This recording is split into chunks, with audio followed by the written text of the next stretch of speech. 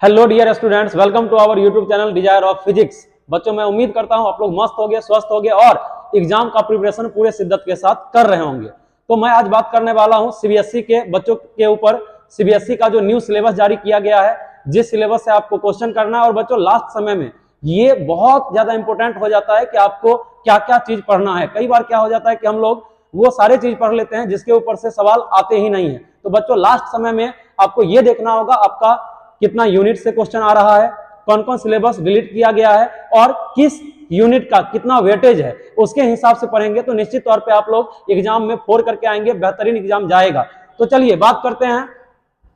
सबसे पहले बच्चों, आपको टोटल 9 यूनिट पढ़ना है, जिससे आपको सवाल आने वाले हैं। वो टोटल 9 यूनिट से आपके क्वेश्चन आएंगे, जिसमें इलेक्ट्रोस्टैटिक्स और करंट इलेक्ट्रिसिटी, इसका वेटेज है 16 मार्क का, यानी टोटल 16 मार्क्स आपके आएंगे इलेक्ट्रोस्टैटिक और करंट इलेक्ट्रिसिटी से। आगे है magnetic effect of current and magnetism, इसमें 2 यूनिट पर रखा गया है, 3 और 4 यूनिट। इससे आपको किए जाएंगे 17 मार्क्स के क्वेश्चन। फिर आगे है इलेक्ट्रोमैग्नेटिक वेव एंड ऑप्टिक्स, इससे आपके आएंगे 18 नंबर। सबसे ज्यादा क्वेश्चन आपको यहीं से आएंगे बोर्ड एग्जामिनेशन में, इलेक्ट्रोमैग्नेटिक वेव एंड ऑप्टिक्स से। फिर आपका आगे है dual nature of matter and radiation, atom and nuclei. बच्चों, यहां से आपको 12 नंबर के सवाल पूछे जाएंगे।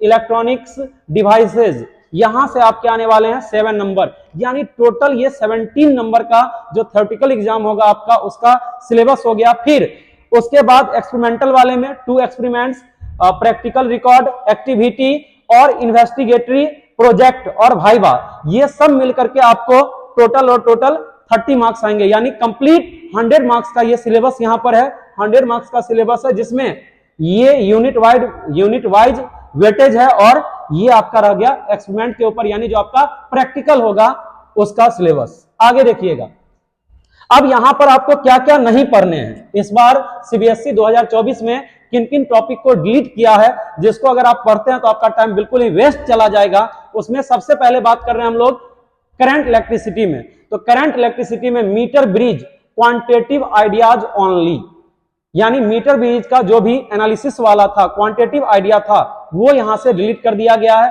Potentiometer principle and its application to measure potential difference and comparing EMF of 2 cell, यानी पोटेंशियोमीटर से उसका प्रिंसिपल एप्लीकेशन और कंपेयर, जो हम लोग 2 सेल का ईएमएफ को कंपेयर करते थे पोटेंशियोमीटर का यूज करके, वो यहां से डिलीट कर दिए गए। तो फिर पोटेंशियोमीटर में ज्यादा कुछ बच नहीं गया है, तो पोटेंशियोमीटर को मान लीजिए कि पूरी तरह से डिलीट ही कर दिया गया। आगे है measurement of internal resistance of a cell, qualitative idea only, यानी इंटरनल रेजिस्टेंस का जो क्वालिटेटिव, जहां पे हम लोग उसके प्रॉपर्टीज की बात करते हैं, ये सारे आइडिया के ऊपर कोई क्वेश्चन नहीं आने वाला, इसको डिलीट कर दिया गया है।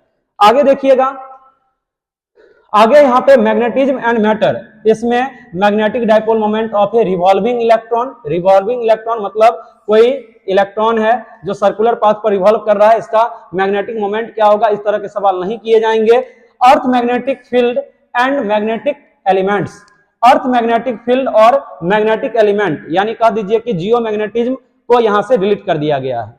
आगे देखिएगा, ऑप्टिक्स की बात करें तो यहां पर ray optics and optical instruments, इसमें से scattering of light, blue colour of sky and reddish appearance of the sunset and rise and sunset. तो ऑप्टिक्स से बहुत ज्यादा चीज को डिलीट नहीं किया गया है, ये सब आपको नहीं देखना होगा। आगे देखिएगा, आगे यहां पर है ऑप्टिक्स में ही resolving power of microscope and astronomical telescope, polarisation, plane polarised light, Brewster law, use of plane polarised light and polarisation. यहां पर वेव ऑप्टिक्स की बात की जा रही है। वेव ऑप्टिक्स में से मतलब ये सारे चीज हटा दिए गए। इसके बाद बच गए आपके इंटरफेरेंस और डिफ्रैक्शन, यानी पोलराइजेशन भी हटा दिया गया है, ब्रूस्टर लॉ भी हटा दिया गया है, use of plane polarised light, polaroid, इसको भी हटा दिया गया। तो इतने सारे चीज को हटा दिया गया। हाँ, यहाँ पे वेव ऑप्टिक्स, रे ऑप्टिक्स से ज्यादा कुछ स्किप नहीं किया गया, लेकिन वेव ऑप्टिक्स से मतलब सब कुछ तो स्किप भी कर दिया गया है, केवल आपको इंटरफेरेंस और डिफ्रैक्शन के ऊपर काम करना होगा। आगे dual nature of radiation and matter, अगर मॉडर्न फिजिक्स में बात कर रहे हैं हम लोग, तो dual nature of radiation and matter, इसमें से डाइविजन, जर्मर इफेक्ट, एक्सपेरिमेंट, उसके बाद इसका जो भी डिटेल था ये सब हटा दिया गया। Only conclusion should be explained, यहां पर सिर्फ कैलकुलेशन के ऊपर बात किया जाएगा। जो इसका एक्सपेरिमेंट था वो एक्सपेरिमेंट से आपको कोई भी क्वेश्चन नहीं आने वाले हैं। आगे है 6 में न्यूक्लियाई। न्यूक्लियाई में देखिए रेडियो एक्टिविटी कैंसिल है, alpha beta gamma particles and ray and their properties. उसके बाद radioactivity, decay law, half life and mean life. यानी न्यूक्लियाई से भी जो डेप्थ था वो हटा ही दिया गया है, क्योंकि आप अल्फा बीटा गामा इसके प्रॉपर्टी का बात नहीं कर रहे हो, आप डीके लॉ पर जा नहीं रहे हो, हाफ लाइफ मीन लाइफ का बात नहीं कर रहे हो, तो इसमें भी बहुत कम जो इंट्रो टाइप का होगा न्यूक्लियस से वही सवाल आने वाले हैं।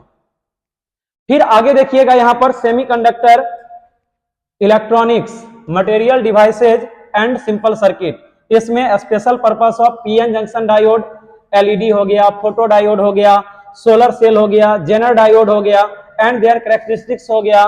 उसके बाद Zener diode as a voltage regulator, तो ये भी पूरा हटा दिया गया है। तो टोटल इतना सिलेबस है जो इस बार स्किप कर दिया गया, डिलीट कर दिया गया है। इसके अलावा जो सिलेबस आपका बच रहा है बच्चों, आप उसी के ऊपर मेहनत कीजिए, टारगेटेड होकर के। लास्ट टाइम में आपको टारगेटेड होकर के सेलेक्टिव टॉपिक के ऊपर काम करना होगा। जो आपका स्ट्रेंथ था वो अच्छी बात है, अब जो वीकनेस है उसके ऊपर आप काम करेंगे तो मुझे लग रहा है कि जो भी बचे हुए दिन है उसमें हम लोग फुल प्रिपरेशन कर लेंगे और एग्जाम को फोर करके आएंगे। Thank you.